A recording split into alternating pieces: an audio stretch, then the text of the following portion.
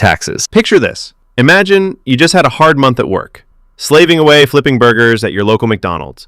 You're in bed when you get an email from them.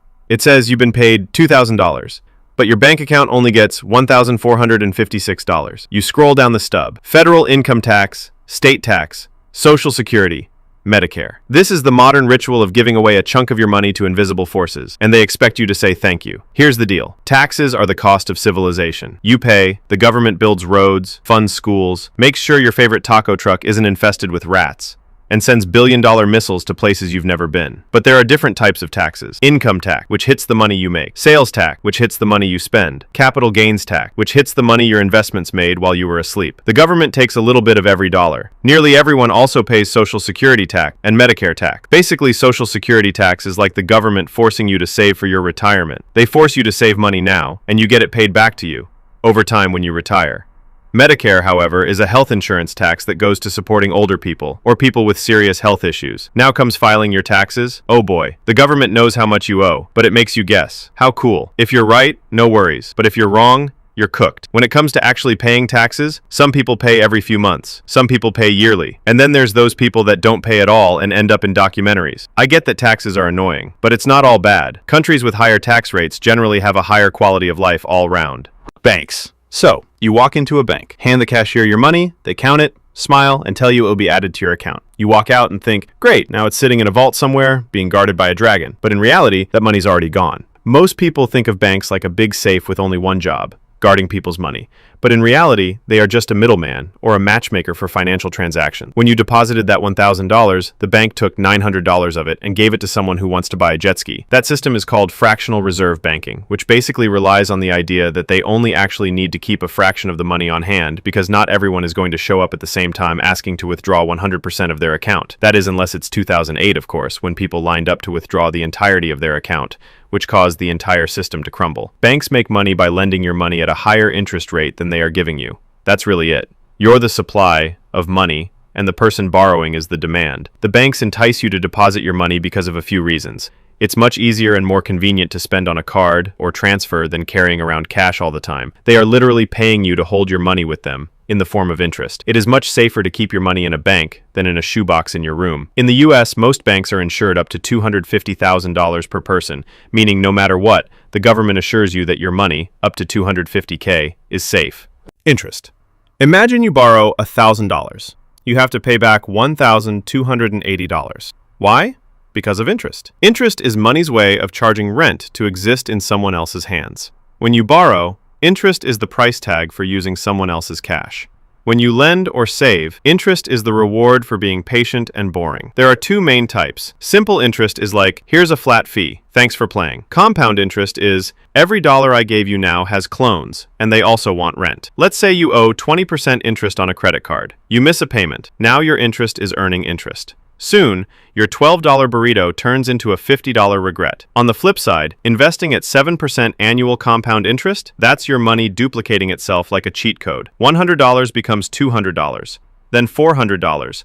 Then one day you wake up and you're old, rich, and a little smug about it. This is why interest is the silent engine behind both wealth and debt. In loans, it's the slow burn that turns small mistakes into financial fires. In investments, it's the time bomb that turns small gains into massive wins. So what's the hack? If you're paying interest, kill it fast. If you're earning interest, let it sit, feed it, and give it time. Interest is either your worst enemy or your best unpaid employee. The choice is in who's collecting it. Inflation. Okay, so you bought a bag of chips. Open it up, and it looks like it's already been half eaten. You check what you paid, 30% higher than last time. Then you realize you've just been hit by inflation. Inflation is what happens when money slowly gets less valuable over time. Not overnight, not with fireworks, just a slow erosion. Your $5 bill, still technically $5, but it buys less instant noodles, less gas, and doesn't actually have as much value as it did before. So what actually causes it? Sometimes people just have too much money. Everyone's got cash, and they all want to spend it on the same stuff. Let's say 2,000 people want this $500 TV, but the business only has 1,000 TVs for sale. So the business goes, oh, everyone wants this TV? That'll be $800 now. Sometimes it's supply chains with hiccups or problems. making the cost of producing a good or service more expensive, meaning the cost of that good or service must rise. Or sometimes, just cause. Expectations can cause inflation. If people think prices are rising, they'll spend more now, driving prices up faster. It's a self-fulfilling economic prophecy. A little inflation is normal, even good. 2% a year? That's fine, predictable. But if it spikes, savings die, wages lag. The government tries to fight inflation when this occurs, by raising interest rates. When the government raises interest rates, people are paying more interest, or it's more expensive to get a loan, meaning they have less money to spend on things like TVs. This causes a reduction in the amount of spending, pretty much cooling off the economy. Recessions. A recession is when the economy decreases for at least 2 quarters or 6 months in simple terms. One day you're fine, you've got a job, bills are paid, you might even be planning a trip with the family, but suddenly there's layoffs, the stock market's only going down. In a recession, jobs vanish, companies cut costs, and everyone saves their money for necessities instead of buying things they don't need. Why does a recession happen? It could be a range of things. Could be high interest rates, making borrowing too expensive. Could be a global crisis, war, pandemic, rogue container ship. Could just be the economic cycle doing what it does best. Boom, peak, bust, reset. Think of the economy as a party. In the boom phase, everyone's dancing, drinks are flowing. But eventually, the lights flicker, reality hits, someone checks their bank account, and suddenly, the DJ's playing sad lo-fi beats about corporate downsizing. Recessions aren't forever, they're resets, painful ones. Governments might lower interest rates, send out stimulus, or just hope people start buying overpriced coffee again. Eventually, spending returns, businesses rebuild, growth resumes, but not without scars. Credit scores. A credit score is a shadowy algorithm that knows your name, your past, and how many times you paid your credit card late in college. A 3-digit number that decides whether you get a house, a car, or a soul-crushing 27% interest rate on your new TV. This number isn't about wealth. It's about trust. Lenders want to know, if I give this person money, will they actually pay me back? The score has a range from 300 to 850. Below 580? You're a walking red flag. Over 750? You're sparkling with adult credibility. Most people?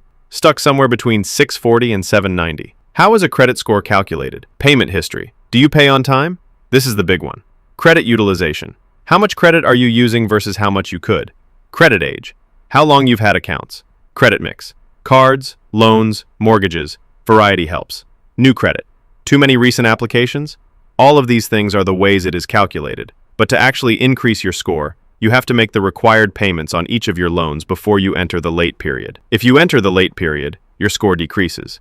Your credit score is like a pet dog. Ignore it, and it poops all over your life. Take care of it, and someday it might help you buy a house. It's not about being good with money. It's about looking good to lenders. You can have 0 debt and still have a trash score if you don't have a credit history.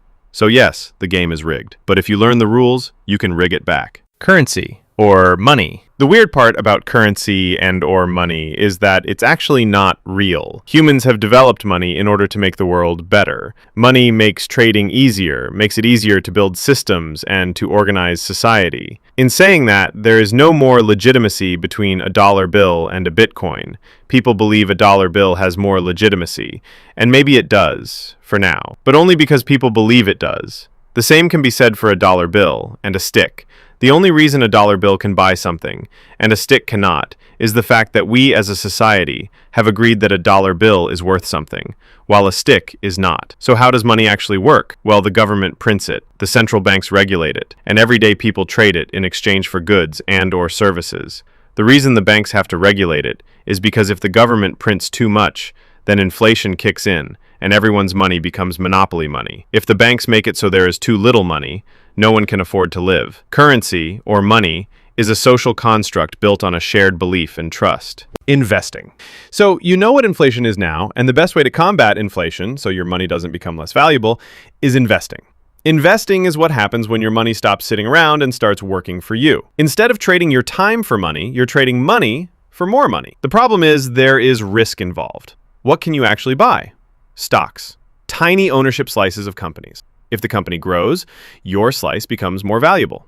Bonds. Basically, you loan money to a government or company, and they pay you back with interest. Funds. Collections of stocks and bonds so you don't have to play financial games one by one. Real estate. Property you hope someone else pays to live in. forever. Of course, there are other things, but they are considered the main ones. Investing isn't about being lucky. It's about being early, diversified, and patient. Most wealthy people didn't win the lottery. They just gave compound growth 30 years to do its thing. And yes, investing comes with risk. Markets go up, markets go down. But the real danger isn't losing money. It's never investing and watching inflation quietly steal your future. Value. This one is more complex, but everyone should understand it. Imagine you pick up a rock. It's just a rock. Now imagine that rock is shiny and yellow. That's gold. It's rarer than an average rock, so there's a higher value placed on it. Gold is not actually worth more than the average rock, it's just worth more to humans because we place a higher value on it. Understanding this is what allows people to become rich. If you provide a lot of value, you will earn a lot of money. Steve Jobs created the iPhone you're most likely watching this on right now. He created something with a large amount of value, so millions of people gave him thousands of dollars for that bit of value.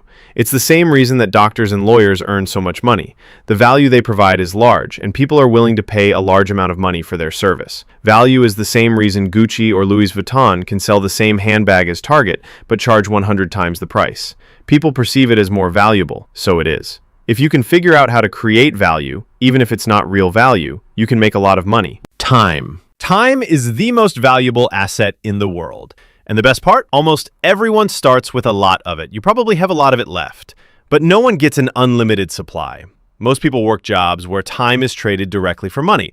1 hour, 1 paycheck. Simple math. The top earners have figured out how to make their time worth millions. And the difference isn't magic, it's skills, leverage, and how well you've trained your hours to work for you. But nowhere does time work harder than in investing. There is no greater force in wealth building. Not luck, not income, time. Because wealth isn't built in days, it's built in decades. Money that sits quietly in an investment doesn't just grow, it multiplies. Slowly at first, then faster. That's why ordinary people with modest paychecks can retire with 7 figures. They didn't beat the system, they used the system.